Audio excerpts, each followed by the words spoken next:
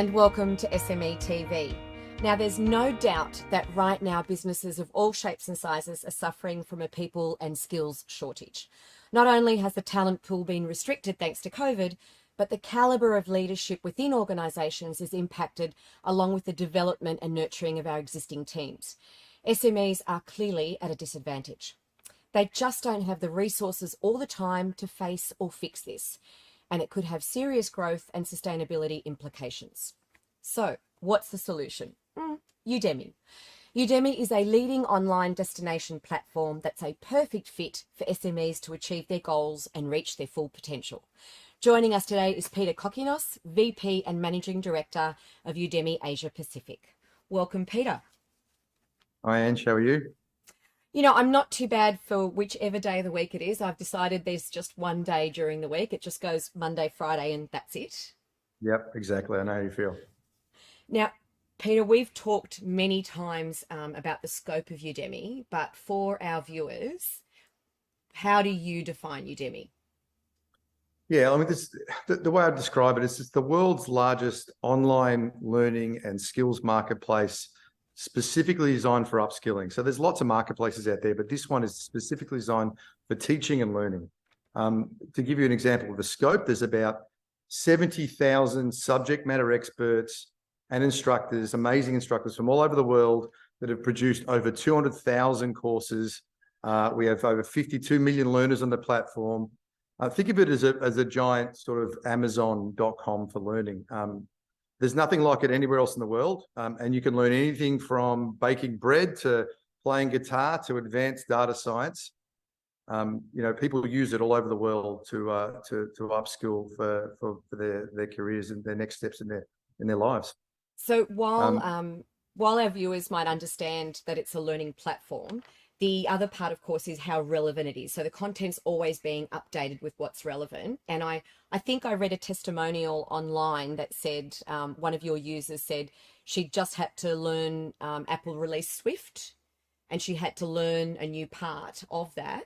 And other learning platforms, because there are other learning platforms, were putting up courses for Swift, and it took them 6 months to put something up, whereas Udemy, it took a week from the release of Apple.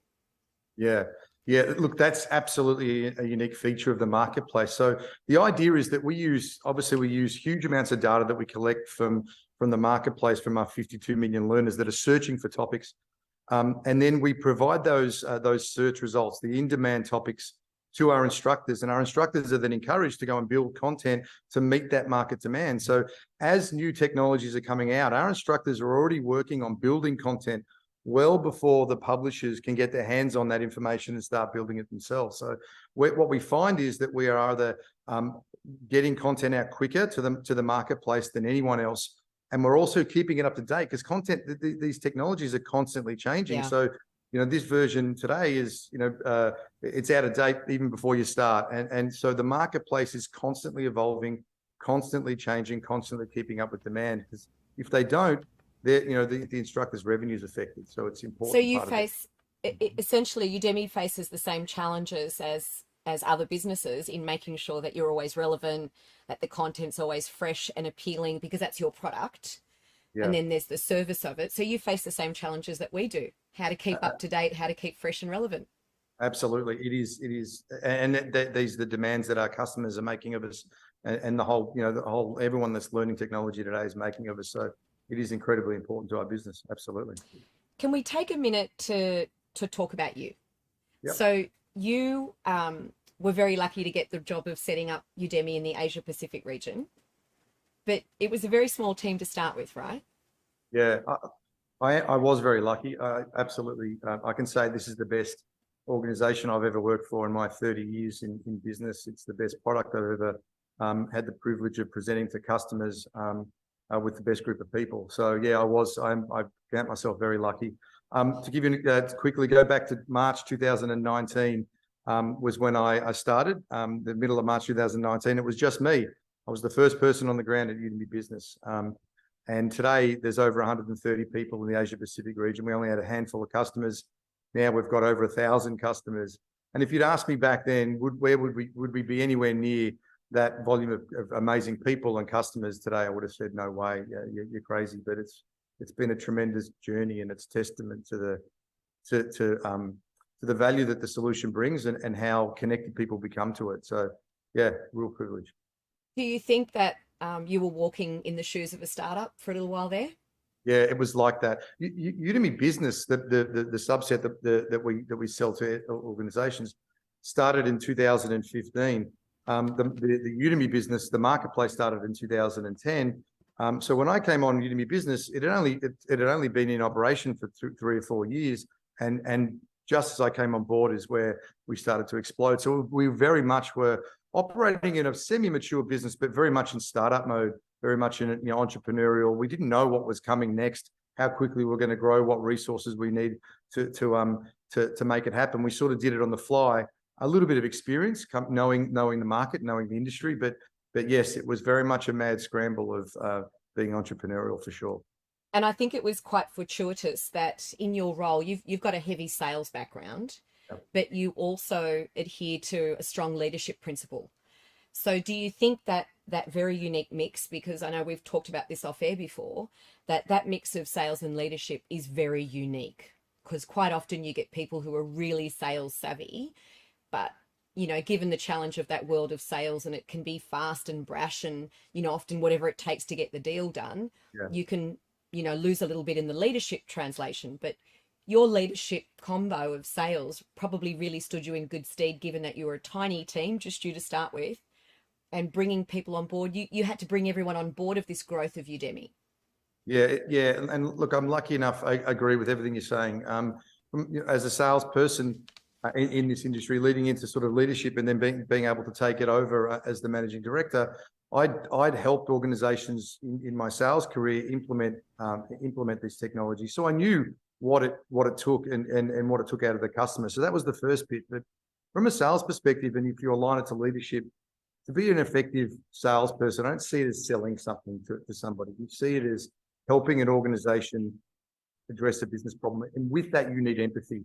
You need to be able to put yourself in the customer's shoes, not trying to ram a product down someone's throat, if you like, but really understanding what makes that individual tick, what makes the business tick, how you're going to help them achieve their business goals.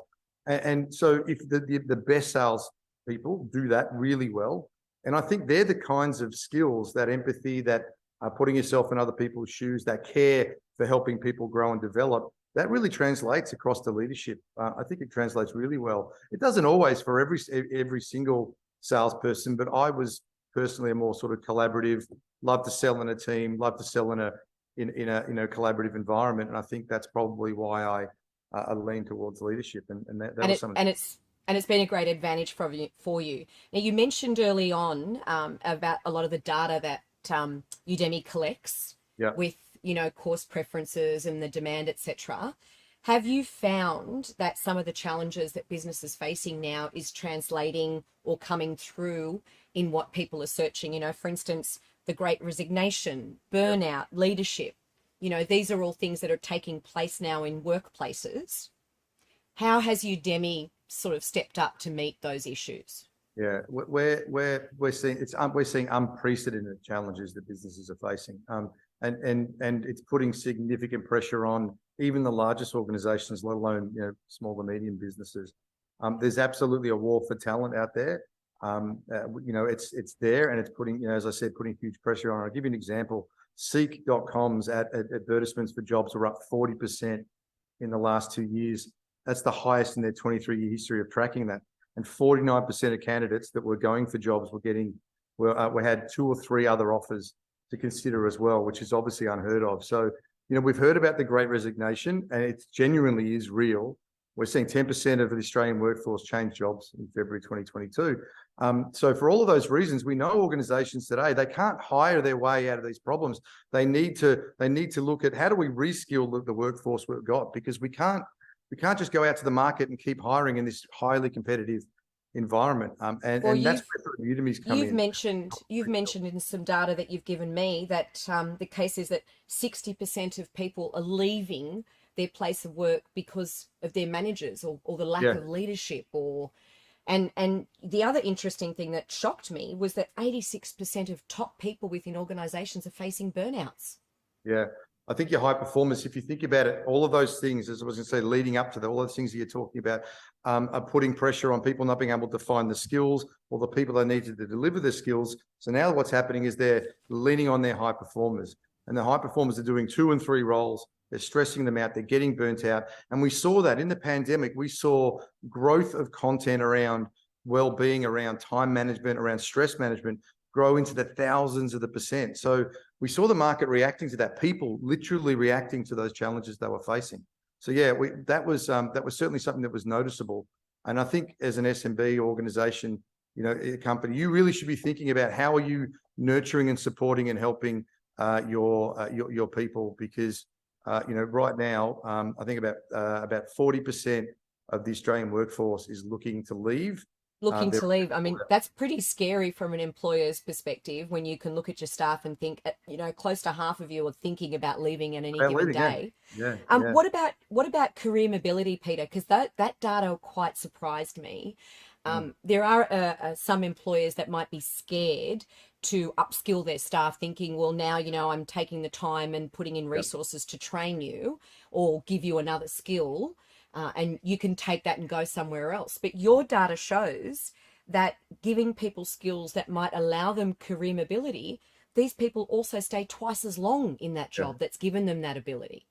Yeah, absolutely. Another reason to train them or give them more skills. Give them more skills, give them an opportunity to see a future in your organization. We're seeing that a lot. So the idea is that you're in a current role, but what are people thinking about? What's next for me? And if you can give them a path to the next role, something that they're interested in, something that they want to pursue, a new skill that they can take and they can take and grow and develop their career, they're more likely to stay. But you have to develop them. You have to provide those skills to them and show them a path, because then they see a future in staying with your business. And if you're not upskilling them, they'll look somewhere else. That's what we're saying. So let's talk about traditional ways that people learn versus the Udemy way of learning. So what are the differences there? Because, normally you'd be sending your staff off to either do a course somewhere or you're going to bring in a trainer, but Udemy has a unique way of allowing this upskilling and training. Yeah, absolutely. So that's exactly right. The traditional forms, we're sending people out to a classroom, and there's always going to be a place for that. But realistically, with today's environment, people working virtually, all of the challenges we're facing around COVID and other things, people are more comfortable today learning in a one-on-one environment with technology like this. So the Udemy brings a unique sort of blend of online content. People can do it at their own time, at their own pace, as they need it. But what differentiates Udemy from other online learning providers is the instructors that I talked about earlier. They're always available to answer questions and support the learners as they go through the courses as well. So it's not they're subject matter experts. They are. So they're there to help. Hands-on experts who understand what they're saying. They're not just academics. 100%. So they're people, they're practitioners in business, so they can provide guidance and they can provide support. So they're not just one-on-one with a computer where they're getting no feedback. And we're seeing that engagement and skills development's growing because of that model that we bring. So we're talking about it's affordable, accessible, and relevant content. And just briefly, because of course we've run out of time, the other side of that is that the subject matter experts, they're also a client, because they can approach you and say, hey, I think I'm an expert in this area, and they can put up a module or a training segment. Yeah, and anyone in the world can be an instructor. If you've got knowledge to share, you can put it up on Udemy, and if the content resonates, people will then buy that content, and then eventually it'll flow through to Udemy Business if it's a good quality course. And it's a business model we share with them, so we revenue share. So they're encouraged to develop the courses and keep them up to date, because the more people they get on the courses, the more revenue they make for themselves as well. So it's a perpetual motion that means that the content stays up to date, stays relevant, and keeps growing. So it's a perfect model. So if people want to keep their staff happy, upskill them, avoid burnout, encourage leadership, Udemy is a good option. Absolutely. We've got all of the content available for anybody that wants to reskill in almost any topic you can think of, from a leadership perspective and anything in between, stress management, doing yoga, whatever it is. All of that content's available on Udemy. You just have to go in and have a look, and we'll be there to support you. Thanks very much for joining us today, Peter. We appreciate your time. Thanks. It was great. Thank you. A big shout out to our sponsors, of course, the SME Association, and to everyone out there. If you have any questions, you can always send us an email, news@smea.org.au. That's it from us. We'll see you next time.